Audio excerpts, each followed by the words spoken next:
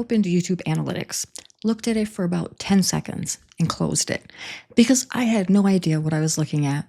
There were numbers, graphs, percentages, and somehow none of it answered the only question I actually had. Are people even watching my videos? That's all I wanted to know. And instead, it felt like I was staring at a dashboard meant for someone way more advanced than me. So if you've ever opened YouTube Analytics and immediately felt overwhelmed, you're not alone. For months, I would post a video, check my subscriber count, see it hadn't moved much, and feel discouraged. I'd post another video, check subscribers, feel discouraged again. That was my whole analytics routine, subscriber count, nothing else. And here's what I didn't know. The subscriber count is probably the least useful number in your entire analytics dashboard for a new creator. I was measuring the wrong thing completely. And because I was measuring the wrong thing, I was making decisions based on information that wasn't actually telling me what was happening with my channel. Once I finally understood what the numbers actually meant, not all of them, just the ones that matter, everything changed. I started understanding why some videos performed better than others. I stopped panicking about the wrong things, and I started making better videos because I finally knew what my audience was telling me. So that's what this video is. Not every metric in YouTube Analytics. There are dozens, and most of them you don't need to worry about right now. Just the ones that actually changed how I make videos, explained simply, the way I wish someone had explained them to me. Let me start with the one that confused me the most for the longest time, impressions. When I finally looked at this number properly, I genuinely didn't understand what it meant. Impressions. What does that even mean? Here's the simple version. An impression is counted every time YouTube shows your thumbnail to someone. Not every time someone watches your video. Every time someone sees the thumbnail on their homepage, in their suggested videos, in search results. Every time your thumbnail appears on someone's screen, that's one impression. So if your video has 50,000 impressions, it means YouTube showed your thumbnail to 50,000 people. They may or may not have clicked, but they saw it. This matters because it tells you something really important, whether YouTube is showing your video to people at all. If your impressions are very low, YouTube isn't putting your video in front of people. If your impressions are high, but your views are low, people are seeing your thumbnail and just not clicking. Those are two completely different problems, and they have completely different solutions. I had a video early on that I thought was just performing badly. Low views felt discouraging. Then I looked at impressions and realized it had almost no impressions at all. YouTube was barely showing it to anyone. The problem wasn't that people weren't interested. The problem was that YouTube hadn't figured out who to show it to yet. That's a very different thing to feel bad about. Which brings me directly to the second metric that changed everything for me. Click-through rate, or CTR. Click-through rate is the percentage of people who saw your thumbnail and actually clicked on it. So if YouTube showed your thumbnail to, let's say, 100 people and 5 of them clicked, that's a 5% click-through rate. The average click-through rate on YouTube is somewhere between 2 and 10%. Most videos sit around 4 or 5.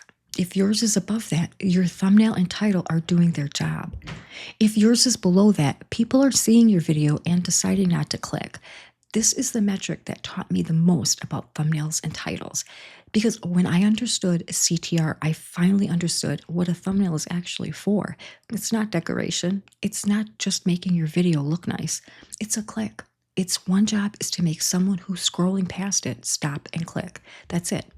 I had videos with decent impressions and terrible click-through rates. And once I understood what that meant, I went back and changed the thumbnails on some of my older videos.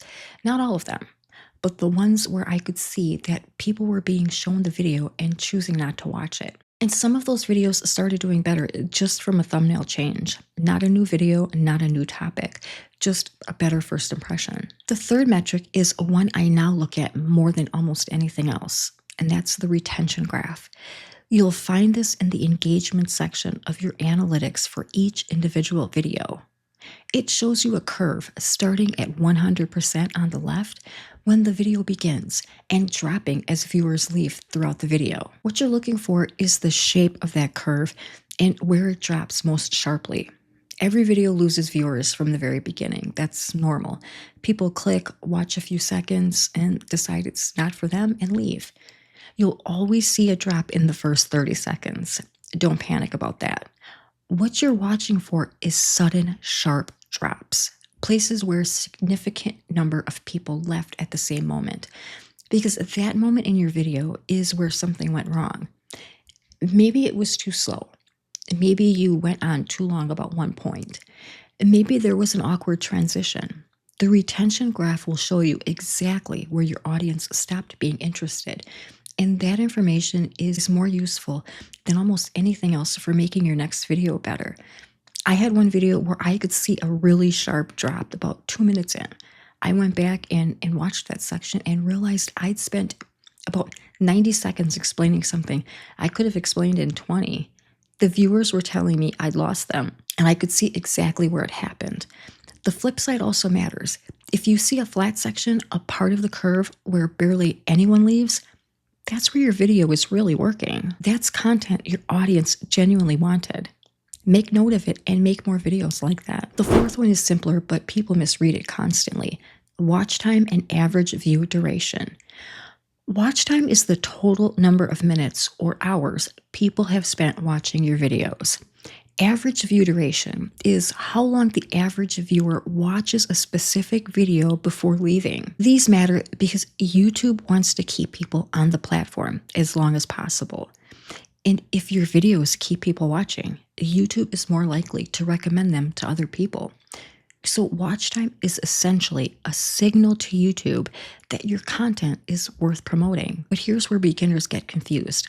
A longer video doesn't automatically mean more watch time.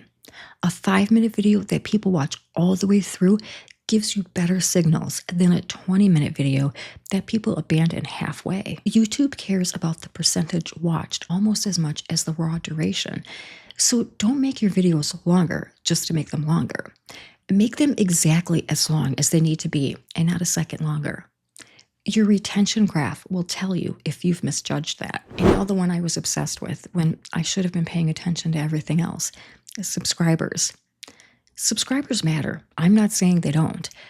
But for a new creator, they are the slowest and most misleading signal of how your channel is actually doing. And I wasted a lot of emotional energy on this number when I should have been looking at everything else. Here's the thing about subscribers. Most views on a small channel don't come from subscribers at all. Right now, the majority of people watching my videos are not subscribed to my channel.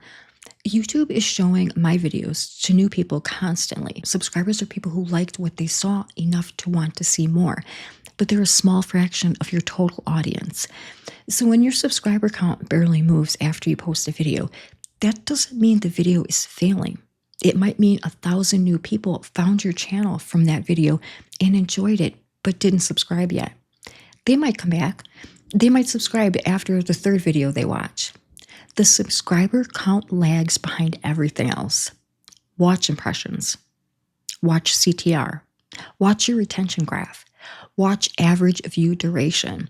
Those 4 metrics will tell you far more about what's actually happening with your channel than the subscriber count will. The subscribers follow when everything else is working, not the other way around. So let me give you the simple version of what to do with all of this. When you publish a video, give it a few days, and then look at 3 things. First, check impressions.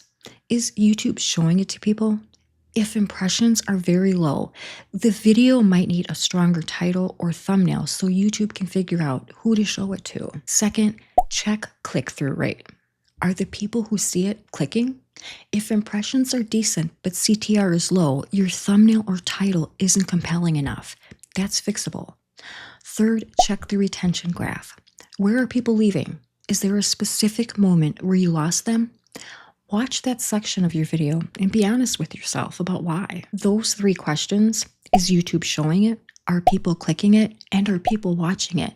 Will tell you almost everything you need to know about how to make your next video better. You don't need to understand every number in analytics.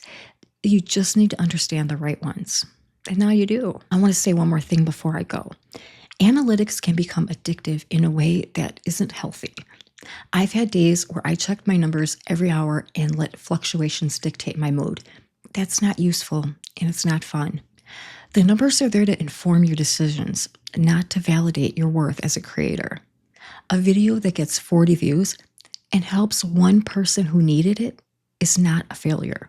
A channel that grows slowly but consistently is not a failing channel. Keep that perspective, and analytics becomes a tool instead of a source of anxiety. Check them regularly, learn what they're telling you, then close the tab and go make another video. That's really all there is to it. See you in the next one.